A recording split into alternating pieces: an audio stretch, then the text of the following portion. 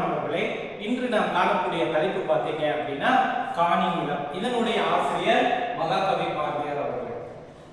இந்த பாடல்ல நமக்கு என்ன சொல்ல வராங்க அப்படிங்கிறத பத்தியான ஒரு விளக்கத்தை பார்க்கலாம். வீடு அப்படிங்கிறது எல்லாருக்கும் ஒரு கனவான ஒன்றாக இருக்கிறது. இன்னைக்கு கூட பார்த்தீங்க அப்படின்னா எல்லாத்துக்கும் சொந்த வீடு இருக்கா, வாடகை வீடா? வாடகை வீடு இருக்கிறவங்க கட்டாயமா ஒரு சொந்த வீடு கட்டணும் அப்படிங்கிறதுக்காக போராடிக்கிட்டே இருப்பாங்க. இப்போ அந்த வீட்டில் எவ்வளவு டிசைன், ஒரு சில வீடுகள் எல்லாம் பார்த்தா பிரமிப்பா இருக்கும். நமக்கு பிரமிப்பா இருக்க வேண்டிய ஒரு சில விஷயம் என்ன அப்படின்னா, சாலையோரங்களில் நடக்கும் பொழுது ஒரு சில கார்களை பார்த்தா, வாகனங்களை பார்த்தா நம்ம பிரமிப்பாகும். அதே போல ஒரு சில வீடுகளுக்கு போனால் நம்ம வீட்டில் அம்மா அப்பாவே சொல்லியிருப்பாங்க, என்ன அவங்க வீடு பார்த்தேன் ரொம்ப அற்புதமா இருந்துச்சு அப்படின்னு. அப்போ வீடு கட்டுறது அப்படிங்கிறது நிறைய பேர்த்தோட ஒரு மிகப்பெரிய ஒரு கனவாகவே எல்லாருக்கிட்டையுமே இருக்கு. இப்போ உங்களுக்கு எது போல வீடெல்லாம் உங்களுக்கு பிடிக்கும் அப்படிங்கிறத மாணவர்கள் நீங்க சிந்தனை பண்ணிக்கங்க. இந்த பாடத்துல பாரதியார் அவருடைய கனவு இல்லம் எப்படி இருக்கணும் அப்படிங்கிறத பத்தி இந்த காணி நிலத்துல சொல்லியிருக்கிறார். அதற்கு முன்னாடி ஆசிரியர் குறிப்பு பாரதியாரை பற்றி நம்ம பார்க்கலாம். சுப்பிரமணிய பாரதியார் உங்க எல்லாத்துக்குமே தெரியும், மண் உரிமைக்காகவும் பெண் உரிமைக்காகவும் அதிகப்படியா போராடியவர். மகாகவி அப்படின்னு போற்றப்படுகிறார்.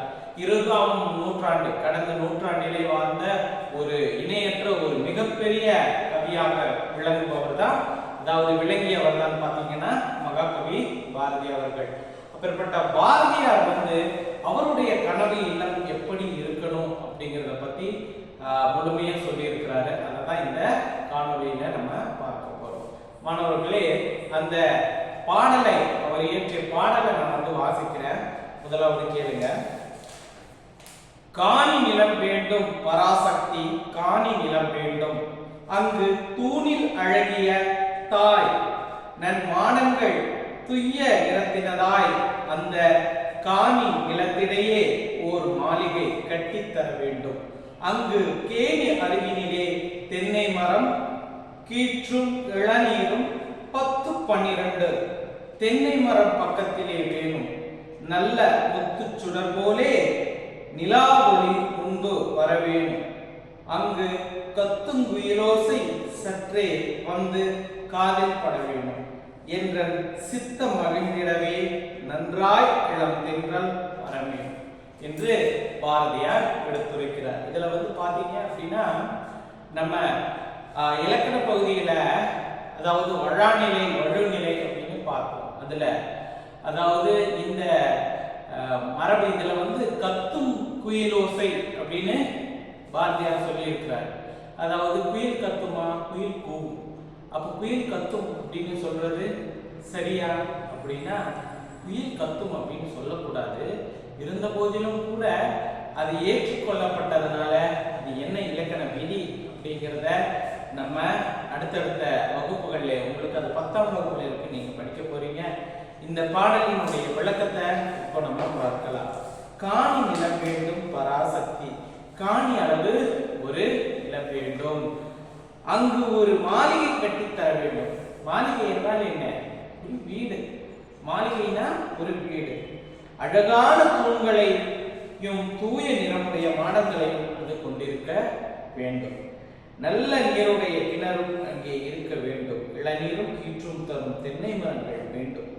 அங்கே முத்து போன்ற நிலவொளி வீச வேண்டும். காதுக்கு இனிய பீரின் குரலோசை கேட்க வேண்டும்.